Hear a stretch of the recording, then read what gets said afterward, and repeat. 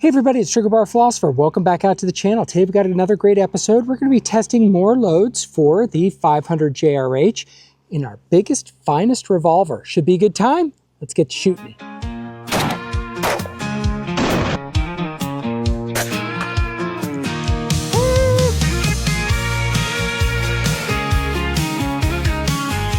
Okay, well today we are talking about the 500 JRH. It's a round invented by Jack Huntington, and the idea was to shorten a 500 Smith & Wesson just a little bit in order to make it still fit a standard size cylinder for a revolver. In particular, he was designing it for Freedom Arms revolvers, but of course now Magnum Research and their biggest, finest revolvers, or big effing revolvers, they have been producing these and making them, and it's a pretty cool handgun. I have a 5.5 inch. You can get different barrel lengths for it. But today we're going to be testing out in particular a round from Aria Engineering. They've loaded a 50 caliber JRH round from, it's the Hornady XTP bullet. It is a 350 grain bullet. It's supposed to be going 1,500 feet per second, producing 1,700 foot-pounds of energy and a TKO of 37.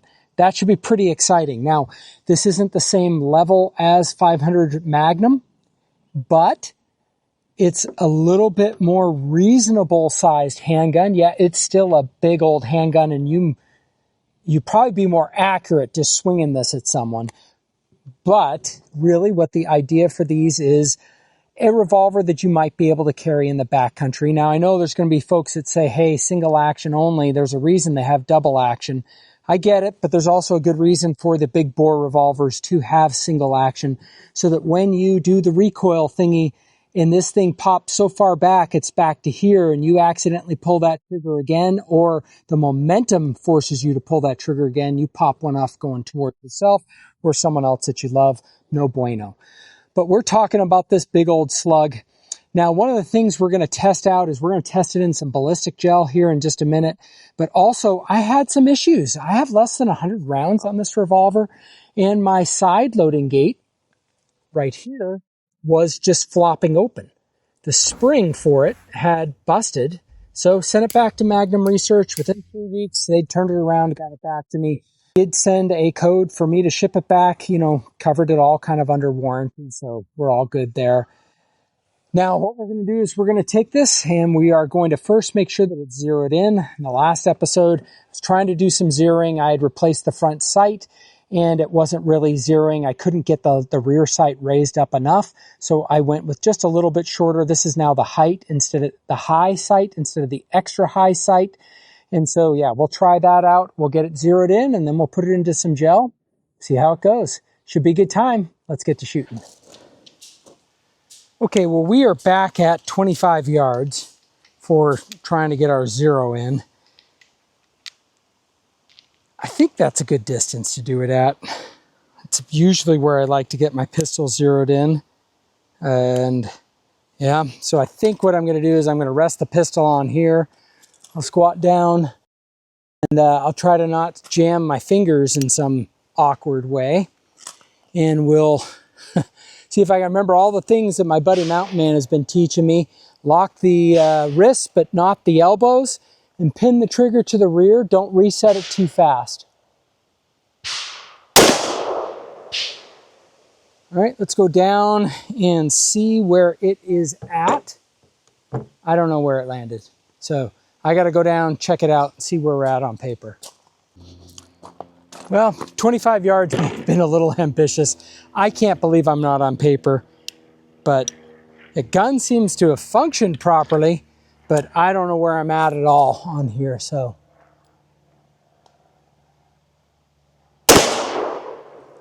Yeah, I am way high now, so I got to keep coming down, which makes sense,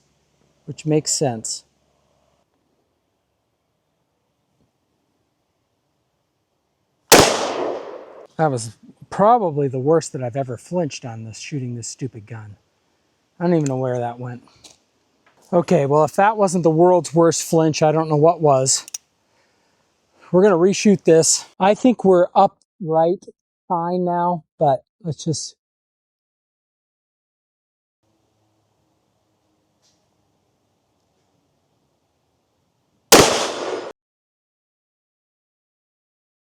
No, we're still a little high. So we'll keep coming down. A few moments later. The top mounting screw, if I crank it down too much, it doesn't allow the cylinder to spin. I wouldn't have imagined that goes all the way through there.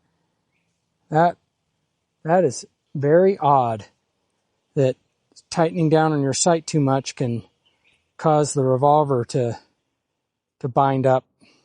Didn't know that.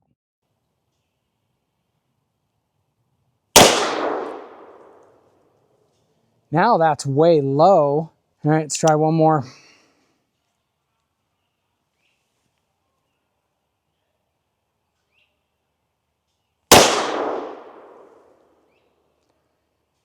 Yeah, that's really bad.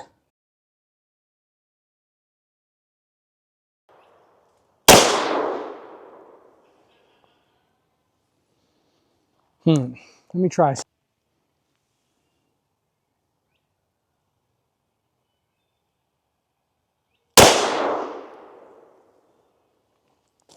Yeah, that's way better. Yeah, that's way better. All right, I'm really trying to hit this target.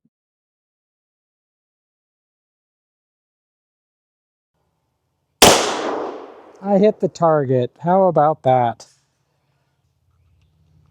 Well, miracles ever cease. One more shot here.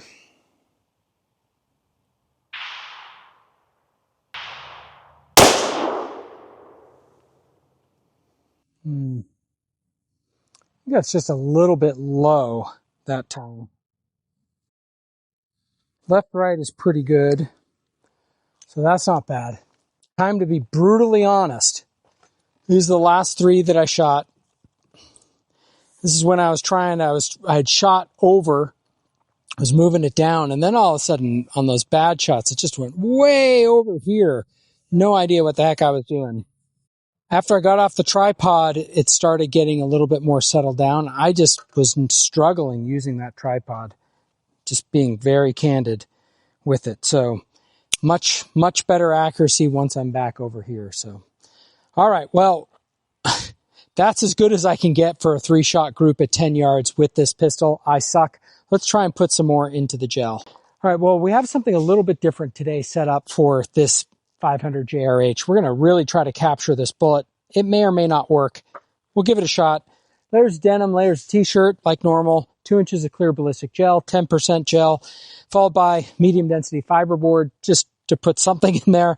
Then we've got 20% clear ballistic gel. That should slow it down more than normal.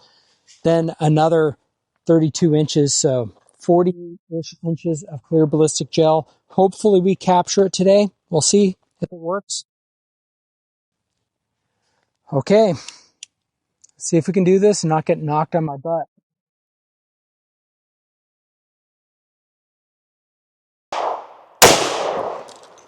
Missed it. Dang it. Off to the side. We'll try it one more time. Okay, well, take two, and this time we will turn the slow motion camera on and do our best to hit this sucker.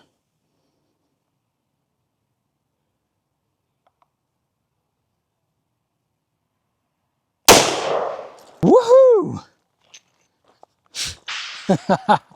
Finally, we captured it.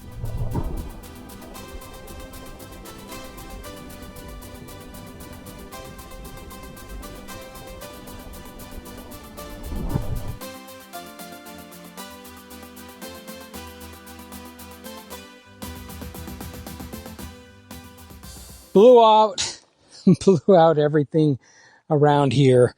And we followed into this back track. Hopefully you can see this a little better. There's a top portion. That was the first hit, and it escaped after, 6 inches, 8 inches, something like that. But you can hopefully see that top wound track.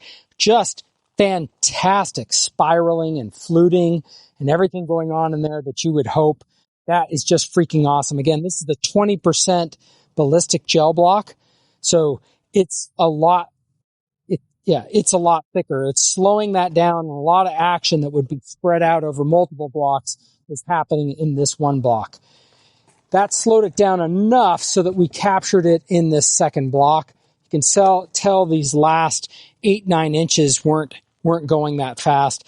It really doesn't matter because this is 10%, this is 20%. I could give you a measurement if you really want to, but it's going to be 2¼ inches plus 16 inches, 18¼ inches, and then out to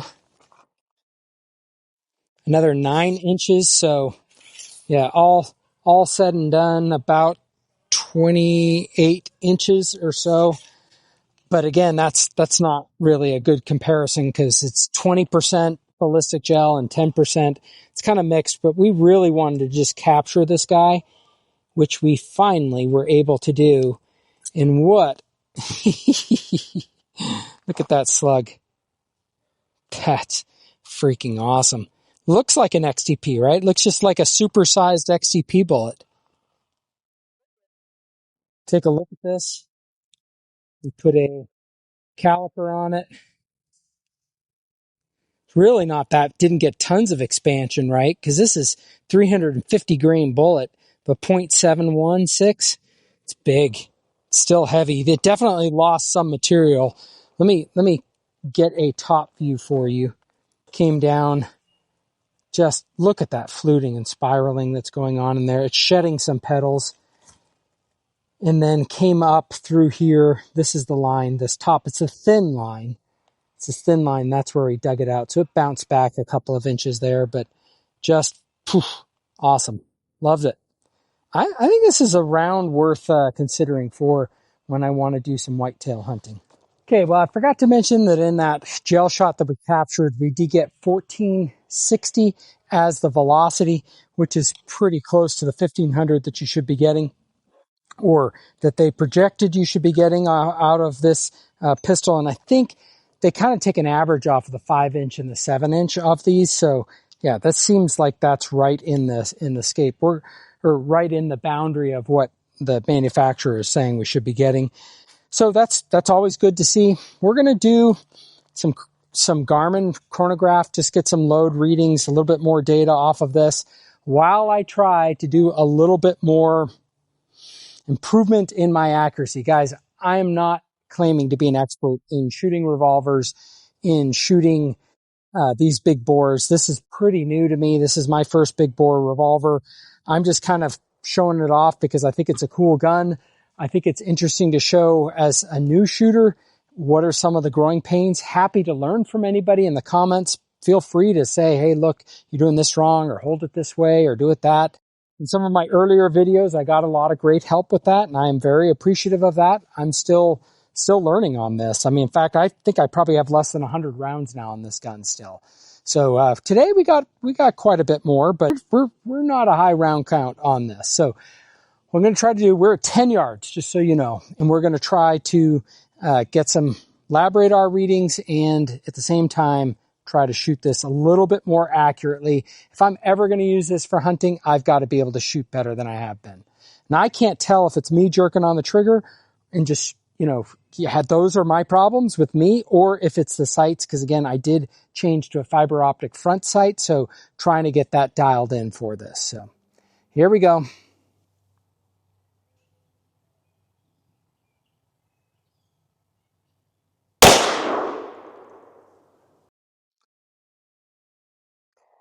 Now that's showing high.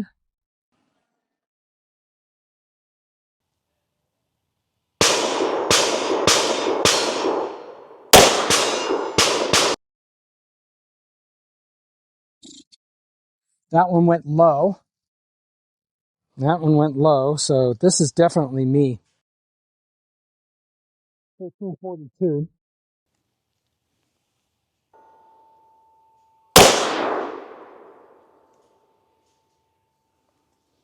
And that one went a little more towards the middle. I don't know. 1469. Let's just take a look at what our averages were. Our min was 1442, average is 1462, and a max of 1476. Very nicely reloaded. Average kinetic energy of 1662. Good golly. That's a lot of foot-pounds of energy. As advertised, Aria Engineering, as advertised. And then we'll go down, we'll see how bad I shot. Okay, this is real life. Like, no one would make up that they're this bad of a shot. So up there, number 1, down here, number 2, right here, number 3. Yeah, this by no means would be a gun that I would use for hunting or self-defense at this point, but we will keep working on it, and I will keep documenting my bad shooting, I guess. Okay, well, let's wrap things up today. We had another fun time with the 500 JRH with our biggest, finest revolver from Magnum Research. We got it back from the shop.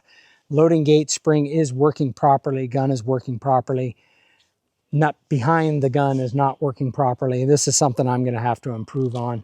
Not really proud of the way that I'm shooting it, but hey, we captured a shot in the gel. That's good. I was only 5 yards from the gel block, but we finally got one in. Yeah, it's kind of a disaster with me shooting right now, but we'll keep working on it and we'll keep testing. I do have some of these XTP bullets at home to load up for future rounds, so we'll probably start to move to that. I'm excited. Aria Engineering, Buffalo Bore, those are the only 2 that I really know of that are making rounds for 500 JRH. You can, from Starline via Buffalo Bore, get brass for it. And again, this case is just a shortened 500 Smith & Wesson case. Not as short as the 500 Special, not as short, not as long as the 500 Linebaugh. So it's kind of like 3rd tier. So 500 Smith & Wesson Magnum, 500 Linebaugh, 500 JRH, 500 Special. And the benefit is you can choose this shorter cylinder and get a little bit smaller, a little bit more carryable gun, even though this is still, by modern standards, still a pretty heavy gun. But it packs a wallop. Now, that said, we're not ready for you to use this gun other than having fun at the range so far. So let me know what you guys think. How well or how accurate are you all with big bore? Time to brag in the comments. You can hit a gnat's wings at 500 yards. Great. Tell me about it in the comments. Love to hear it. You saw what I could do there today. It's not a proud moment. But nevertheless, I had a fun time. Hope you all did too. Hope everyone has a great day. Let's get to shooting. Out here in the US of A, where our spirits run free, trigger by Philosopher, it's you and me. From pistols to rifles, we'll take on the best.